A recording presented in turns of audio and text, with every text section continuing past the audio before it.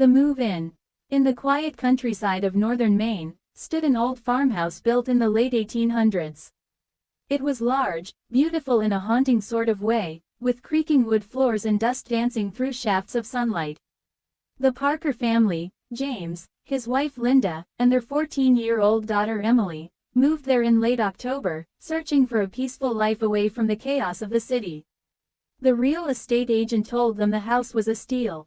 But she avoided talking about one thing, the small, locked room in the basement. She called it the cold room. When James asked why it was sealed shut, she hesitated. Then smiled stiffly. Just storage, she said. Best to leave it alone. Chapter 2, The First Night. Their first night in the house was calm, until about 2:37 a.m. Emily woke up freezing, not cold like a draft, freezing. Her breath came out in misty puffs. But when she looked at the thermostat, it read 73 degrees Fahrenheit. Then she heard it, a soft humming, low, slow, like someone whispering through the walls. She followed the sound down to the basement door, barefoot on the cold wood floor. It grew louder as she descended the creaking steps. When she reached the bottom, she saw it, the metal door at the far end of the basement. It was covered in frost. And on the handle, were fresh fingerprints. Chapter 3, Strange Changes. The days grew colder inside the house, even as the heater worked harder than ever. Linda noticed food spoiling overnight.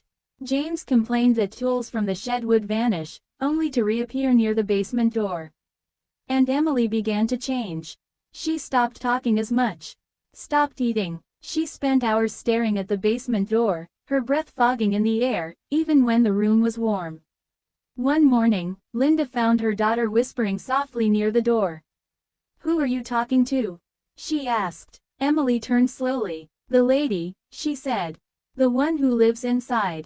Chapter 4, The History. Desperate for answers, James visited the town's records office. There, buried in yellowed papers, he discovered the farmhouse's grim history. In 1901, the original owner, Drive, Thomas Bellamy, was a local physician known for his unusual experiments on body preservation. When a brutal winter plague swept through the area, dozens of villagers froze to death. Dr. Bellamy stored the bodies in his cellar, in what he called the cold room. He claimed it was to study death itself. But neighbors said they heard screams, even after the bodies were supposedly frozen. When the sheriff finally raided the home, Drive, Bellamy was gone. All that was left were the bodies, still perfectly preserved, eyes open wide, and one child's body missing. Chapter 5, The Opening. James returned home pale and shaking. He told Linda everything, but before they could act, the basement door slammed on its own. The temperature in the house dropped instantly. Frost crawled across the walls like living veins. Then Emily screamed. They raced downstairs, and saw the door to the cold room, wide open. Inside, the room was lit by an unnatural blue glow. Frost-covered walls shimmered like glass. And in the center, stood Emily. Behind her was a shadow, the faint outline of a woman in a white dress, her eyes hollow, her breath forming clouds of mist. Linda screamed, "Emily, get out of there." But the girl turned, her eyes glassy and voice distant. She said, "I can stay here forever. It's warm here, with her." Then the light went out. Chapter 6, The Aftermath.